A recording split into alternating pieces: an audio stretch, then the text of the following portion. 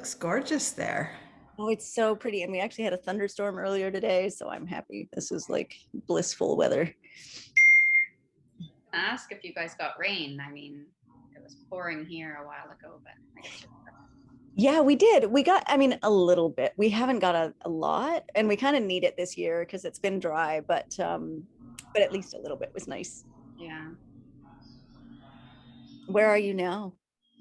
I'm in Toronto. Back in Toronto. Yeah. It did rain. It did the same, I think. It's just been like muggy all day. Like it's Yeah.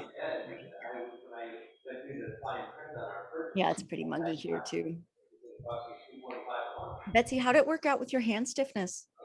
The exercises that you recommended made a huge difference. Yay! So that was like, I should have been able to think of that, but it's just surprising how when you're in the middle of your body, things that are common sense don't.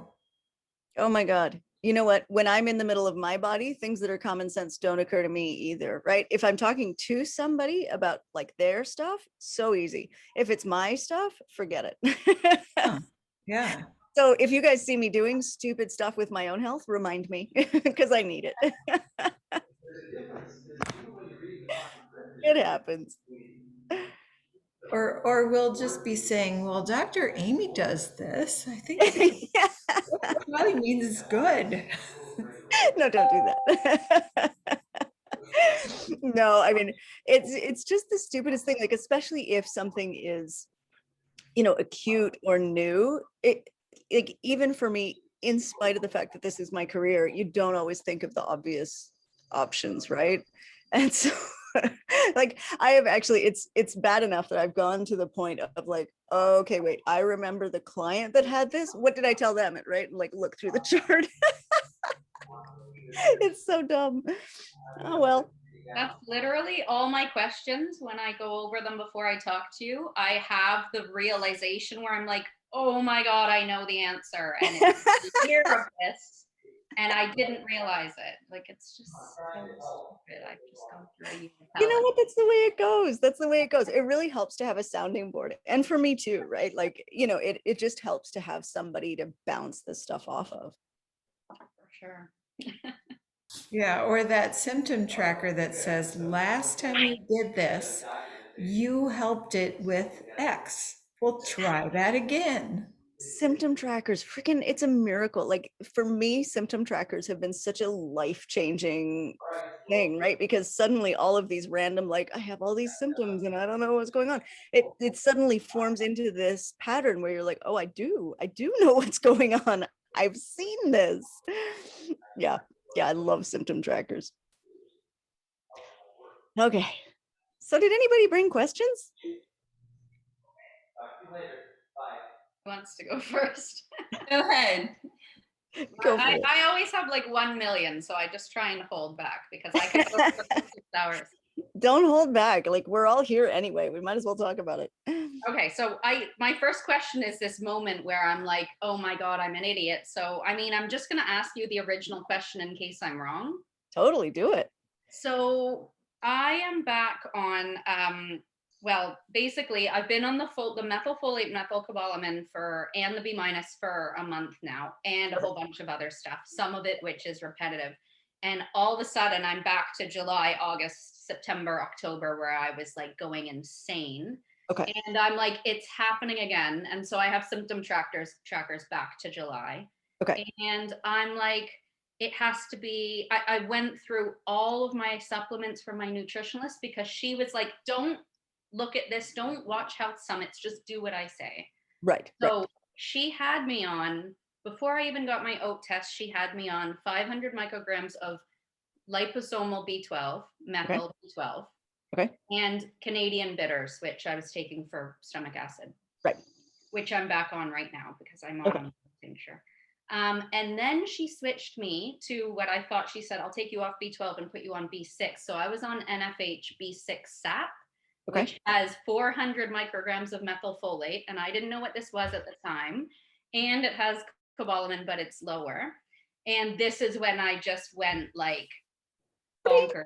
Yeah. So everything, I mean, everything on the symptom tracker, and like I can't follow it. My symptom tracker is like, I want to die. Like it's like insane. So I Yeah. couldn't figure it out. And like right now I'm having this moment where my question, because none of my side effects on the symptom tracker are really like anyone else's. So I was like, what is this? I'm having this moment where my original question is, either is it because I'm still not even up to 400, I haven't upped my folate yet, and Okay. it's already happening again. So I was going to ask you, like, is it humanly possible that I just can't take any vitamins at all? Or is it the folate? Or now I'm realizing it, is this just my body's detox symptoms? Like I have 10,000, and if I take a vitamin, any vitamin, like any B, am I just starting to dump toxins? Like, is that probable? So it is, your situation is a little bit complicated because you're also in the throes of a very heavy duty detox. Yeah. So my guess would be that taking any B vitamins right now dumps toxins no matter what, because your body's already in that mode, right? Like it is dumping toxins and that's what it's doing. And you've like, I don't know if you're still doing them, but you had the gut sponges on board and you had like the charcoal and the, you know, like all these binders and whatever. So if you're in a situation like that, your body will dump anything it can.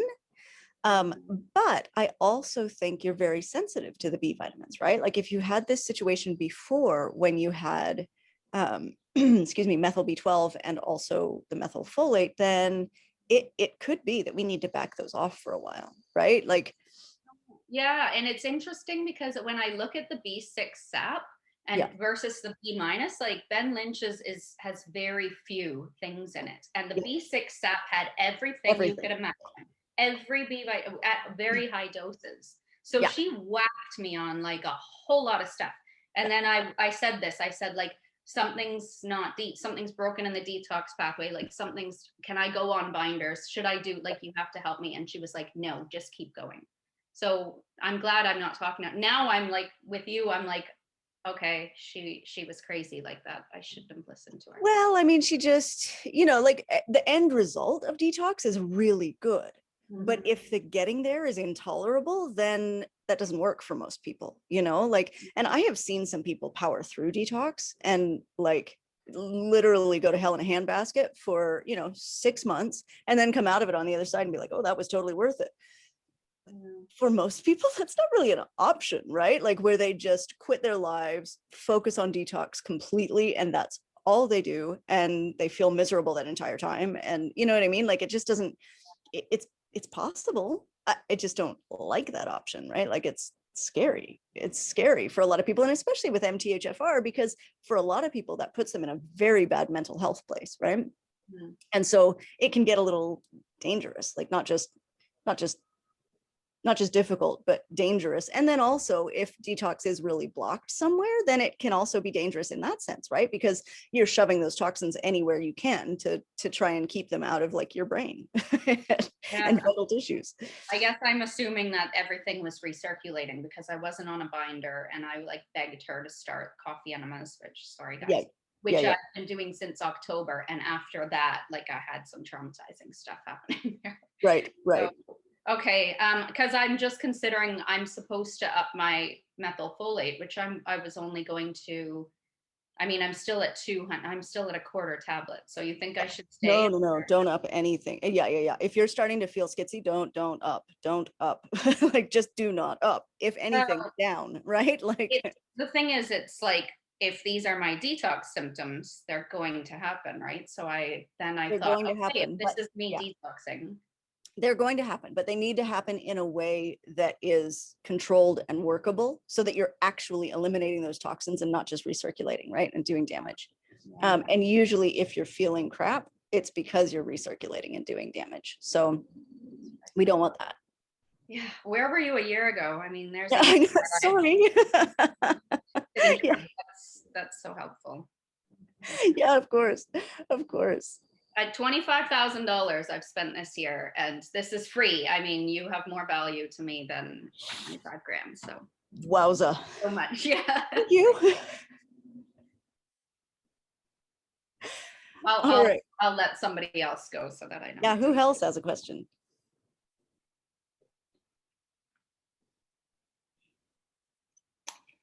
Well, I am trying to figure out why I wake up at night, like every 3 hours, or kind of can't break that 3, maybe 4 hour stretch. I really can't get beyond it. And so I'm tolerating methylfolate and B12. Good. I'm on, I don't know if you want a breakdown of everything I'm on, but I do that in the morning. Okay. And then what I take at night, I take 3 magnesium pills. I don't quite know exactly what the amount is, but like an average pill. And then I've been taking 2 fish oil and 2 melatonin I'm tolerating. And they're the Seeking Health. So I'm thinking like whatever an average dose is, I don't know.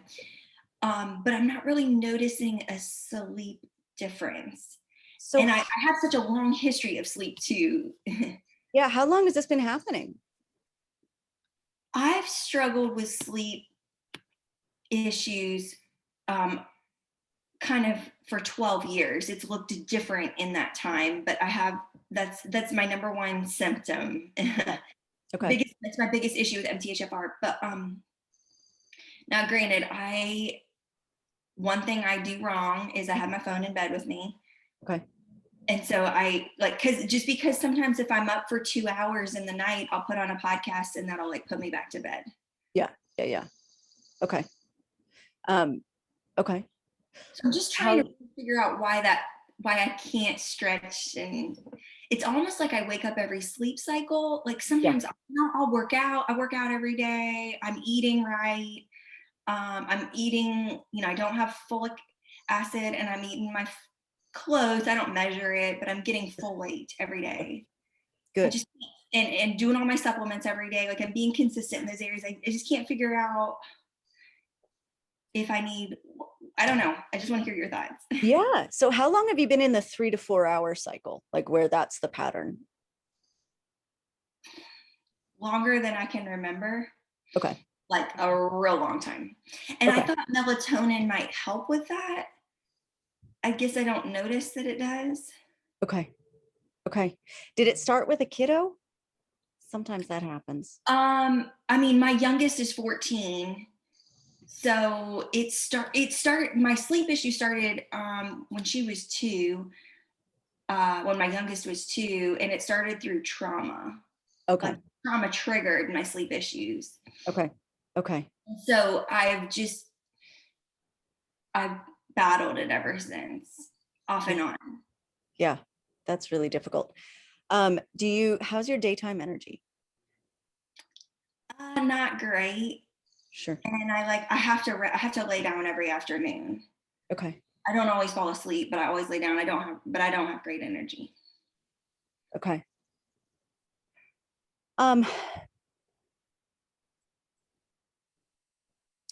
So there's a couple of things we could try. In terms of sleep, I suspect that this is more about a pattern that your body has gotten into kind of emotionally as well as physically. Yeah. Rather than just, like here, take melatonin, like let's fix it with this. There's 2 different things I would recommend. Okay, first off, what time of day is your like afternoon slump? After lunch. So like 1 to 3. Okay. It's like I have like the worst circadian rhythm. Yeah. No circadian rhythm, I guess. I don't know. Just really messed up. Yeah. Does it show as different in other ways too? Like, do you have a hard time sticking to a eating schedule or anything like that? Or is your life just too like, this is when we do stuff to notice? No, no, I wouldn't say that. I would say I can be like disciplined and routine in other areas, but like my sleep is just like a train wreck. Yeah. Absolutely. Oh girl, I'm so sorry. Well, I just struggled with it so many years, and I'm like, I don't know if MTHR will be enough, Right. Methylation, like, is it big? I don't know, but like because I've been up from 1 to 4, and Yeah. often, Okay. So I'm going to go off on a weird tangent here that is not research based, but I love it. Okay. There is a technique called, what the hell is it called? Emotion code. I believe the guy who came up with it is called Bradley Nelson. That might be right. That might be wrong. Anyway, it is called emotion code. He has a book. And it's basically this technique with magnets. So this is where Amy gets woo-woo. But it's a technique with magnets that helps you to actually address things that are stuck emotionally. So years and years ago, I was doing a radio show in Austin, and I ended up interviewing this guy with his book, and he sent a copy of the book, for the interviewers to read. And it was all about magnets, and he's coming from this very God-based standpoint. On first read, it was completely not my thing, right? I just did not. But as I was talking to this guy, I was like, okay, you know what? I'm going to try this. I'll be open-minded, whatever, we'll see. As it turns out, for me, it's been incredibly helpful in dealing with a lot of weird little things that I couldn't ever get around before. You know what I mean? And so,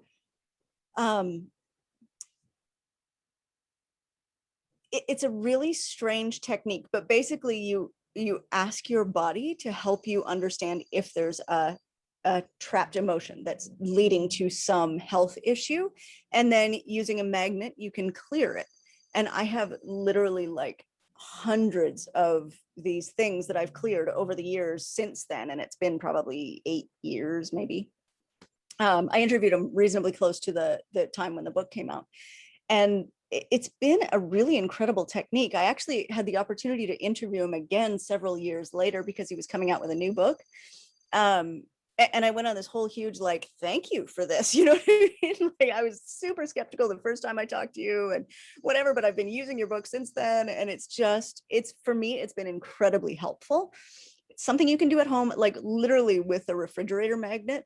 And people get super into the whole, intentions and whatever thing. I use a refrigerator magnet that says, I am not infantile, you stinky butt poop head. So, don't get too serious about this thing. It's pretty basic, but I keep, I keep a binder about this damn thing in my drawer next to my bed, because I do it a lot of nights before I go to sleep. If there's been something some weird issue coming up, or an emotion that I can't really pinpoint, or something that's, something that's kind of bothering me. But I'll see if I can find a link to his work, and I'll post it after this chat, because it's really interesting. But, especially when something initiates with a trauma, a lot of times that pattern just gets stuck in your psyche, and it's really difficult to address with supplements. And so this isn't the only technique. Definitely I recommend things like counseling or rapid eye movement desensitization. Yeah, nice. Things like that. But this one for me has been profoundly helpful and surprisingly helpful. It isn't something that I would have naturally gravitated towards. I love that. That is awesome. I'm so going to look into that. And I want to end with that. I had 2 other little tag-alongs. Light therapy. Yes. Yes. I've never done it, but your recommendations on that. And then also I'm in the market for new bedding, and I'm okay. I asked Dr. Amy, don't get this, or so anyways, light therapy and bedding, if you're ready. Yes, totally. Toxins and all that. I'd like to spend a third of my life in bed. I haven't been, but in an ideal life, that sounds perfect. And thank you to Liz. Liz just posted in the chat. It was Bradley Nelson, and she posted a link to the Amazon site for the book. Yeah, it's really amazing. So beds, I think, are super important. Oh, there's Sabrina. Hi, sweetie. I think beds are super important. We actually recently got this sort of mattress in a box thing. Super good. So my husband and I were both having like back pain after sleeping, and, you know, shoulder pain where we were laying and whatever. Anyway, the new bed has definitely helped with that.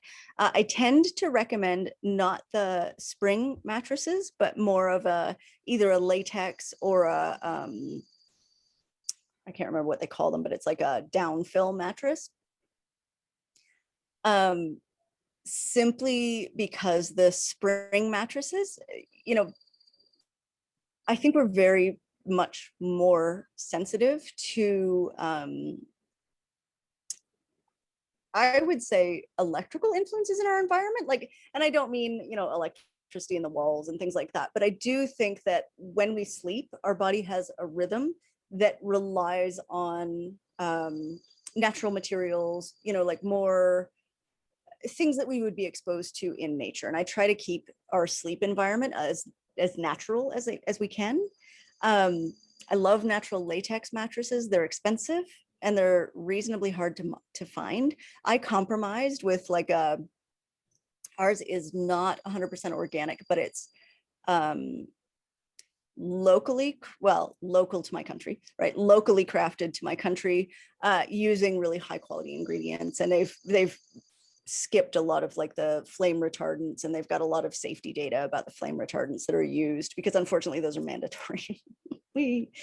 Excuse me, I'm sorry. I was meaning bedding.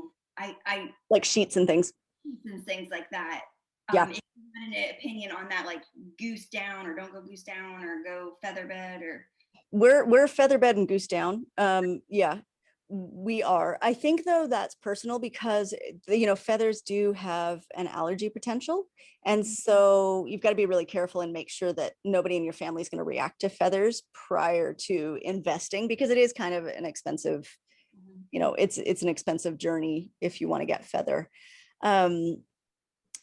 Silk is another really nice option that's a little bit less allergenic than feather.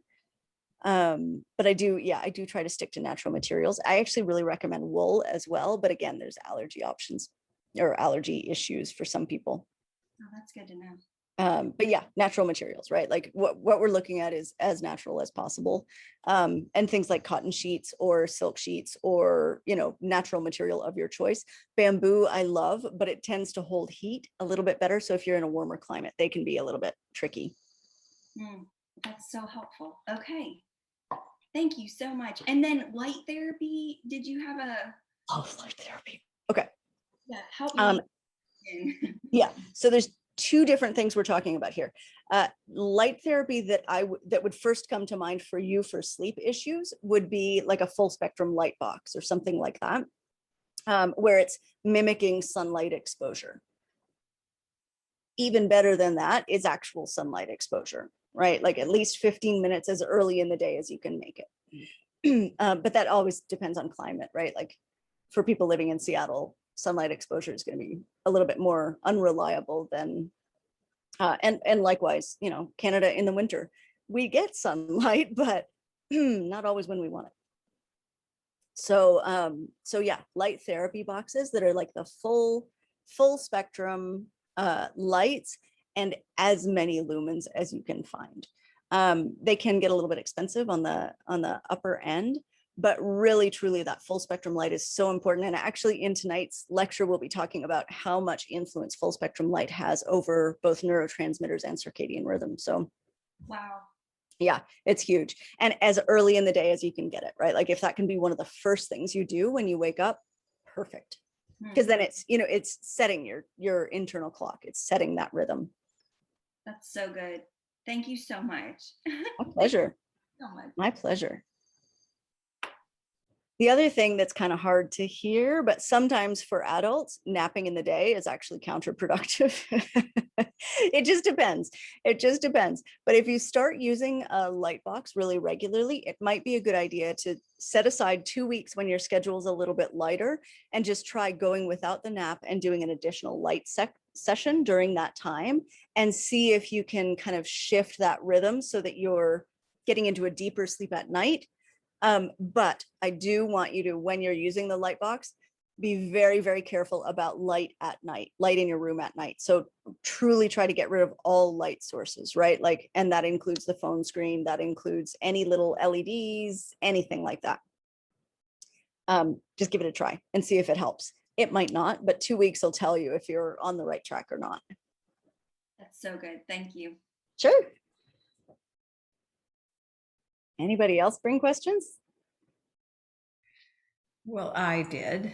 Yay. I was doing really, really well. I thought really, really, really well. And then I woke up on Sunday morning with one eye completely swollen across the top, like Oh, really swollen, and did some warm soaks and, just tried to say it's not a big deal. I'll just do warm soaks and it'll go away. So I went to the doctor on Monday and he said, with all of your rheumatoid arthritis medications, we need to put you on antibiotics because it could be whatever they call periorbital cellulitis now. It's yeah. preseptal or something or other. So I'm on enough antibiotics now to be fully ready for a colonoscopy, like if I needed it today. Which means I don't even have to worry about like binders or anything because nothing's staying in there long Nothing's going through. Yeah. to bind at all. I'm So sorry. yeah, so I'm just wondering what kind of recommendations you would have for support through this. And it's probably not an MTHFR thing, but Yeah. I think because I'm on my RA meds, that sort of boxes me in with these antibiotics, which Yeah, I for have sure. For sure. proudly not taken any antibiotics for 11 years. Oh So, my gosh. Oh no. thinking my gut might be normal, but now it's not. Right. Well, I mean, you do what you have to, right? The RA meds are just difficult for your immune system, and there's not a lot of ways around that. So sometimes you have to compensate. So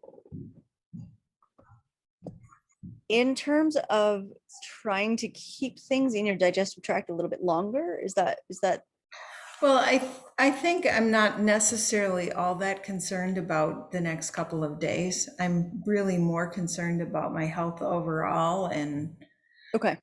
how can I maintain any kind of microbiome if I'm Yeah. killing it off? So how long a course of the antibiotics did they give you, or is this indefinite? Like, It's 10 days, and I think that I've seen substantial improvement over the 48 hours that I've been on. yeah, So I'm actually thinking that I might, like at 5 days, say, if it appears to be fully resolved, I'm done. right, But which is, of course, against medical advice, but right. anyway. Okay. Well, that gives you a backup 5 days should it happen again.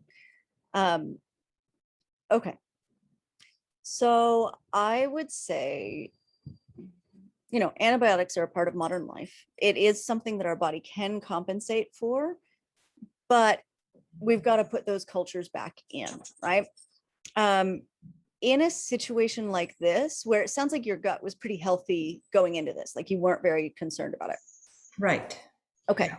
So in a situation like this, once the antibiotic is done, I would start with a simple Saccharomyces boulardii is sort of the basic yeast probiotic that we colonize with first, and it helps other good bacteria to colonize. So I would start with a Saccharomyces boulardii. I think Culturelle is one, like they're very easy to find, or a line, like it's usually the basic kind of probiotic. Okay. So I would start with something like that for about a month. And then if you tolerate them, increase things like fermented foods, so kombucha or sauerkraut or kimchi or any sort of fermented thing that you can get in there, because that'll introduce good lactobacillus. And then potentially down the road, some spore formers. So there's a class of microorganisms that are spore forming that basically live in soil. They're soil-based microorganisms.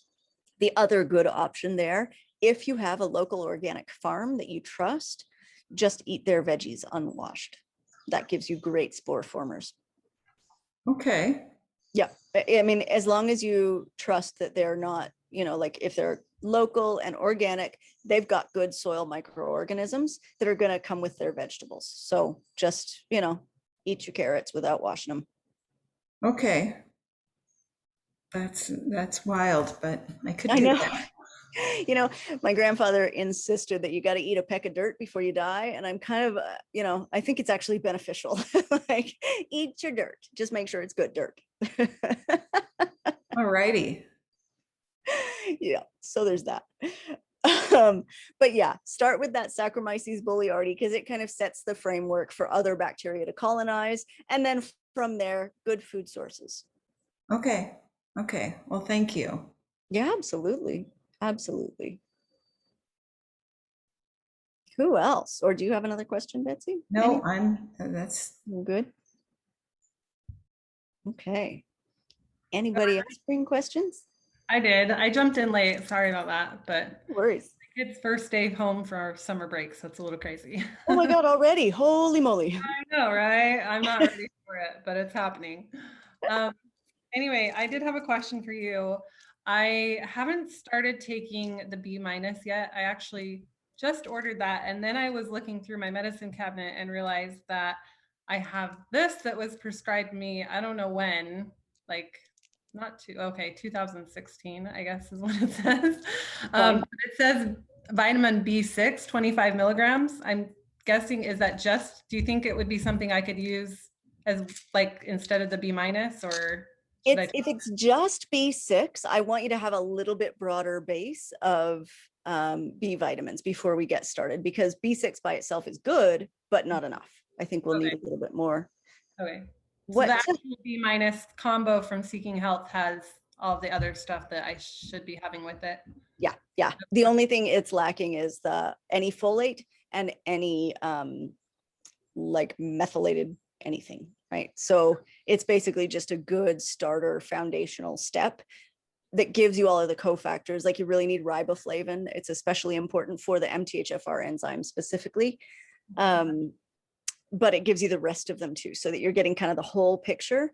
And it's not, you know, like I hate to do the, like, this is the product, but it's actually the product, right? There's nobody else makes one like it, unfortunately. If I ever start a supplement company, I'll be doing that. But yeah, it's not in the cards yet. So So would you suggest, if this is just B6, to just toss it? It's not really going to be helpful, or should I keep it for helping later maybe? Yeah, I mean, you might want an extra dose of B6 later. It's just not a great first step because it's missing other cofactors. Okay. Do you remember what it was prescribed for, if you don't mind me asking? It was a long time ago, probably because I was tired and not any energy. I don't know. I mean, that's actually a really good dog, right? Like that gives you B vitamins for fatigue instead of, you know, like. Yeah, well, I usually ask for something that's not prescribed, like something more natural. Right, right. No, that's really good. So that's awesome. Cool. All right, thank you. Yeah, my pleasure. My pleasure. Any other questions?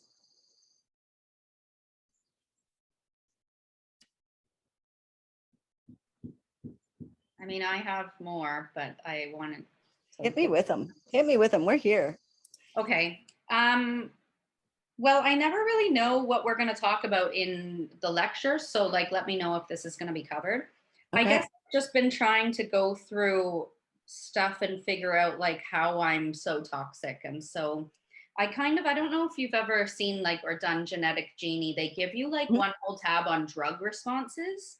And I sort of got caught up in like the terminology of whether like, so I know we've talked about SSRIs for MTHFR and under that one, like it's not very clear. It's either you tolerate them or you don't. But for the gene, for example, MTHFR has all of this like chemo drugs. It seems like it's pretty clear that like we could go really either way. And I guess my question is like, so by saying that there's drug toxicity, does that actually harm us or it doesn't work?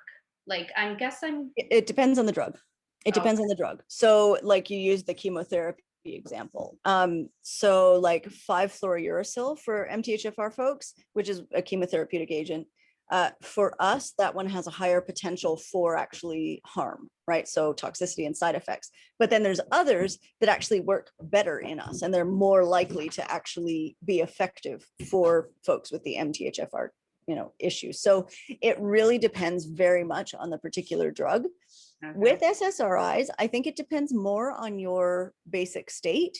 Yeah. I would guess you're an overmethylator, but that's just a guess. Yeah, I have no idea, but I'm the same. I mean, Jordan asked all my same questions ages ago when I was like, I can't figure out what it means. But the first, like last year when I found your podcast, I thought undermethylator. Like I just saw Right. like perfectionist workaholic and I thought Right. 1000%. And now when I do the checklist, it says over and Yeah. it says right on the middle and then like 1 point over, and I'm so confused. So I mean, I don't know, right? Like I haven't seen your whole checklist, but things like perfectionism and workaholism are actually present in both pictures. They just take a different form. When it's leaning towards humanitarian work, which is sort of what I've inferred that you're doing, it usually is an overmethylator form of overwork, because it's basically work on somebody else's behalf, right? Like it's that empathetic work where you're trying to work for a cause, fight for what's just, do all of that. With undermethylators, it tends to be work for work's sake more, where it's not necessarily a cause they feel passionate about, but like they can climb a damn ladder. They can climb a ladder. And sometimes those states overlap, right? Because most MTHFR folks that I've met are pretty passionate, pretty intense. Like we tend to do things here, right? Like, oh, good, this is normal. I'm going. So those ones can be sort of fine micro distinctions. okay. Tell me about histamine for you. Like I've never in my life, that's one of the tabs where I'm like, I don't know. I've Okay. never in my life had an allergy ever. Mosquitoes devour me and I go insane. That's about it. And then I was living in Africa and I had a little rash from doxycycline. That's about it. I just stopped taking it. It was nothing, but those are like my whole life's reactions. Now, I mean, I'm on all these protocols and I don't know if I'm reacting to them or if I'm detox. Like, I just don't know any. I can't tell. There's a lot in the mix. Yeah. But that to generally, me, my whole life, I've never had it. My whole family's like snotty and reggy. And I'm like, what's wrong with you guys? Like, never. There's nothing that bothers me usually. But I mean, that was my old life. And this year, I'm the opposite of me. So. well, yeah. So there's high histamine sensitive or allergies that are more like classic hay fever type allergies. And then there's low histamine sensitivities that are weird reactions, right? And often delayed reactions, right? So you start something on Tuesday and then, Thursday, the wheels fall off the cart.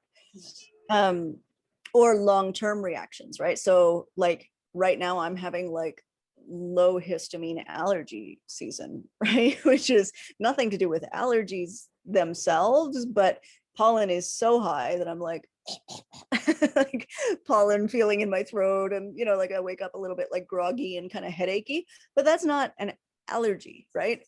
That's a low histamine reaction. Okay. High histamine reactions are literally like the runny eyes, runny nose, hives, welts, blah. Yeah. So you're definitely having like a low histamine type sensitivity. So yeah, I would put you in the over category. Can I just jump in? That basic state, is that something that we are born with and will never change, even though we can't tell? Or is that in our DNA, or is that something that changes wherever we are in life? It's a really great question.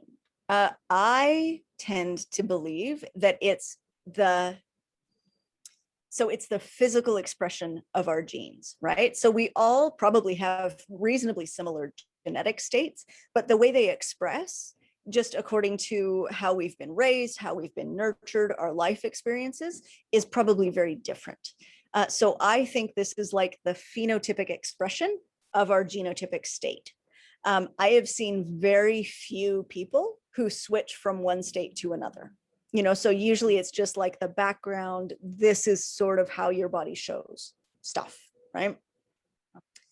Mhm. I think it's probably possible to switch from one state to another, but I can't think of a time or a person where I've seen that happen, like, because it's also, it correlates reasonably well too with left brain, right brain pictures, and so I think it's just the way that person's body Yeah, does stuff, right? Like the way that person's body handles life. that makes sense. So yeah. I guess, yeah, I mean, I have been like going through all of when they say, okay, you don't respond to, or chemo drugs are toxic, like the reports are like scientific blabber. Yeah. It's so hard. So, I mean, like, for example, like I have all of these MTHFR, like under the B12, it often, like I've found certain reports that say ascorbic acid is toxic. Now I had a huge freak out because I was on tons of it for years. I got shingles from my job.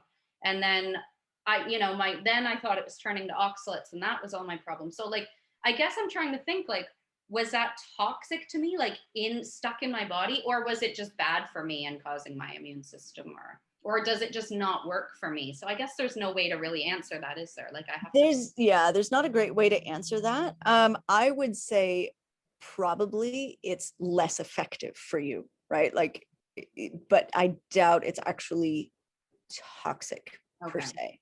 I mean, the same gene has ethanol as toxic. And so I'm like, well, I mean, my family, we drink wine with dinner and we have happy hour. So I've drank my whole life. So then I'm like, now I can't drink it. I mean, I haven't drank in a year, but I'm just wondering, like, how damaging is that? And I know with MTHFR, we all sort of come up with this problem. But, a year ago, a beer didn't ever bother me at all. Right. So is this something that is like actually adding to my toxic bucket, or is it like, oh, I just have to go read these reports and yeah.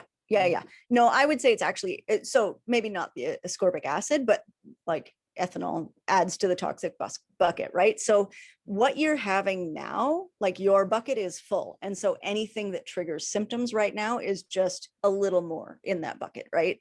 It's too much for your bucket to handle. So pay attention to the things that trigger symptoms now, because once your bucket empties out, they probably won't, right? Like you'll probably be able to tolerate those things, but at least then you'll have this mental inventory of like things that are adding to your bucket. So we've got to get your bucket emptying out.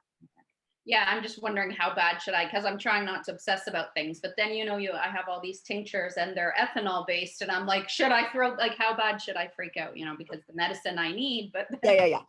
So with an ethanol based tincture, you can always take a good percentage of the alcohol out of it by putting it in a hot tea, because the ethanol evaporates first, but you still get the herbal extracts. So if that's a concern, that's a decent way to use your tinctures. Won't taste very good, but they don't anyways. yeah. I mean, that's life. Cool. Okay.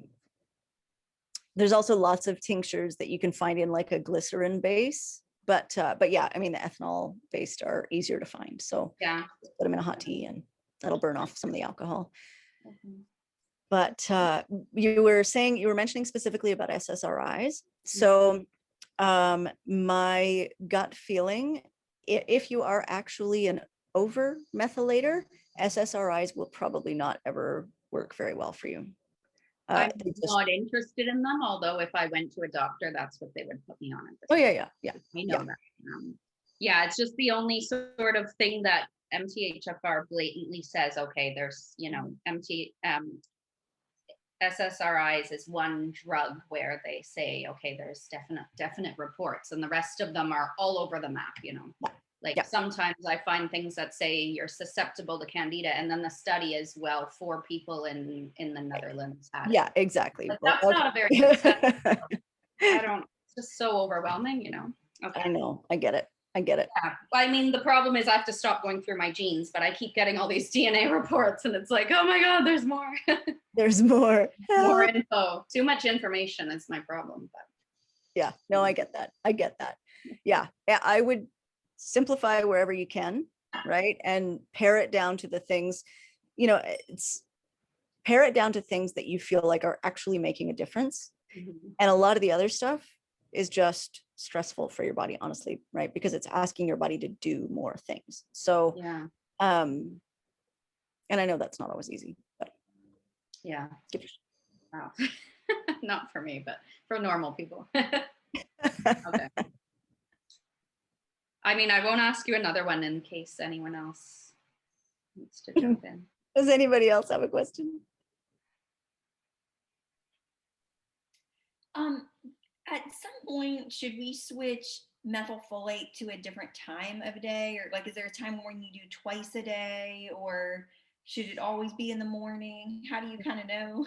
Yeah, there can be. So I've seen some people who respond really well to twice a day dosing, especially like in a situation where you're having an afternoon slump. Sometimes that, right after lunch dose can actually give you a little bit of a boost to get through that. But then for some people, if they do have an after lunch dose, it interferes with sleep. So it just depends on your particular picture. But you can certainly play with it. I found, like my journey through methylfolate in not the very initial days when I was just starting, like as I was just starting, my dose kind of ramped up. And then I got to this weird place where I was like, okay, you know what? I can tolerate a really big dose. And at that point, I was taking more than one dose a day. I was taking a couple. And that lasted maybe, I don't know, a year. And then I found that second dose was actually messing me up after that point. But during that point, it was perfect, right? And so, just be flexible with it and be fluid with it because it will change over time. I haven't tried a second dose actually in, probably 6 years now, 7 years. So it's been a while for me.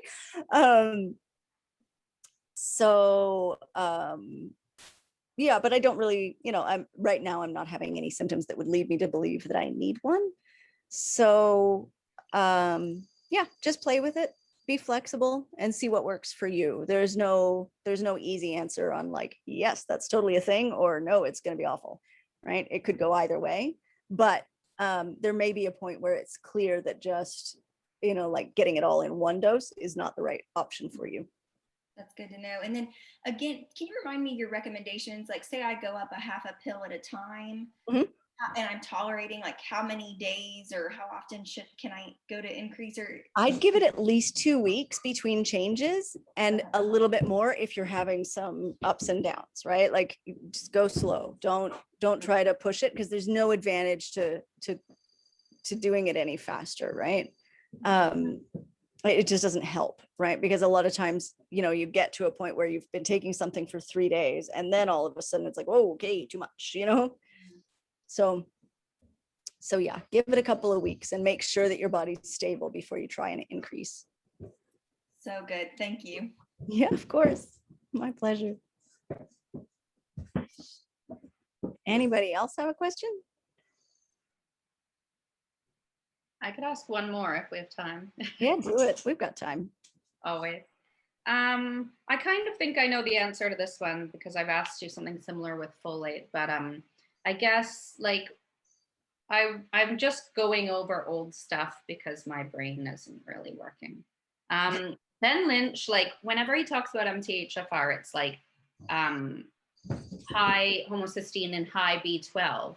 And I was like, oh, wait a minute, like my B12. And I went back and looked at my labs from January and my B12 is kind of optimal. And I have all these B12 deficiency genes. So I was like, how is that? And I wasn't taking anything. So I kind of assumed like, is it like when I asked you about my folate serum and it was super high and it's like, am I just not absorbing B12 at a cellular level? So because I eat a lot of meat, well, I was eating almost daily, I eat protein. So I'm like, oh, it's fine. I don't have to worry about it. But then I'm reading, okay, you're probably with your deficient, you're not absorbing it in your cells. It's hard to say. with B12, I'm less worried about not absorbing it in the cells because it's actually most of the forms are readily absorbed. Like it's not like folic acid where there's this one form that your body just doesn't know what to do with. Okay. So I would say you're probably utilizing what you have, and that so MTHFR tends to actually elevate the B12 a little bit because we have a slower usage, right? Like we don't spin that wheel as quickly. And so if there's not an MTHFR deficiency, then your usage is a lot higher, right? Like because you're turning that wheel a whole bunch more than with MTHFR, we're kind of creaking it around. And so with MTHFR, a lot of times we do see higher levels of B12, but it's because effectively we're just not using as much. Now, is that harming me? Because now I'm on the 500 micrograms of liposomal B12 a day. And when I looked at this, I'm like, oh, it's almost high. Like, do I need to be supplementing that one?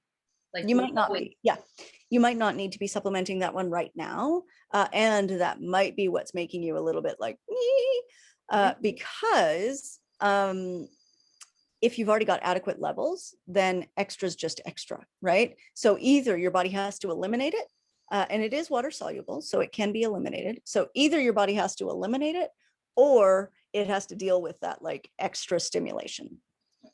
Okay, so I mean, if I eat a steak, I could skip it, but if I'm not eating any meat, I should be supplementing, kind of thing. Yeah, I would say like if you're definitely, if you've gone vegan or vegetarian for a while, then supplementing is a decent idea. But if you don't need it, you might not need it, right? Like even with an MTHFR deficiency, you might not need the level that you're taking. Okay. Yeah. I mean, I don't know, when he told me my genes, and I guess I have a couple, he was like, you just need a shot. I mean, you won't benefit from anything unless it's like a lot of liposomal or a shot. So I thought it's really bad. So I started going through my labs and I'm like, I don't get this, if it's getting in there, it's getting in there, right? Like genes be damned. Sometimes your genes are not actually the easiest way to predict your actual health outcomes, right? Okay. So. Okay. I mean, I guess I should test it again. It's kind of been 6 months, but it's just, I assumed that. I've heard people say like it isn't absorbed into the cells, so it's just useless. And I'm like, well, then why am I spending the money? But I guess my question was like, is this like the folate test where it's completely useless and there's no way to know? Or is it test is an accurate test? Yeah, folate test is completely useless. B12 has always been more accurate in my mind. I will check into like if there's a cellular transport issue, but the way I understand it, B12 is actually really easily transported. So I'll look into that. Sure. I mean, yeah, sure. I'm kind of happy with that anyway. So I mean, I just want one less thing to worry about. So that's great. No doubt. Well, and taking it out, you may notice a decrease in some of the side effects you've been having. I'd be really curious, like use your symptom tracker, but. Yeah. I mean, I only just started it again. So I was off it from October until I was off it when I did this blood test. So I'm like, oh, why is my B12 high? And I mean, we have organic cattle, so our family eats. I have freezers of beef. So. Oh my God, I'm jealous. I mean, I was trying to eat like 4 ounces every day or 2, or but we do eat a lot of meat, so maybe that's fine for me. So. Perfect. Yeah, that's probably. And I mean, I guess, and my homocysteine high. So then I was looking at, I thought it was the B12, but I don't know where I wrote that note from. It doesn't make any sense. If protein raises homocysteine, like B12, if I'm eating too much meat and that's raising my homocysteine, should I stop eating meat and supplement the B12? I mean, I guess I'm just confused. No. I mean, usually when we see the situation where protein is really raising homocysteine, it's people who are eating meat, like with every meal, right? Like they're getting huge amounts of protein all the time. The carnivore diet. Yeah. So like paleo diet, or if they're just really truly imbalanced, right? Like they haven't had B vitamins in years, or something's blocking their B vitamin intake or whatever. Like, so in situations where somebody's been taking a GERD medication, a proton pump inhibitor for a decade, right, and they haven't been able to absorb B vitamins really in that whole time, then, you know, any protein intake is too much. But in a situation where, you know, their lifestyle is a little bit more normal, meat once a day is not the thing. It's not the thing. Okay, good to know. Thank you. Yeah, my pleasure. I'll be done for the day. That's my page for now. I have a whole book, but thank you so much. It's okay. You can come and sit down with me. You can come sit down with me. Say hi. Hi. Hello. Anybody else have other questions? Oh yeah, that was interesting for 5 seconds. Now she's gone.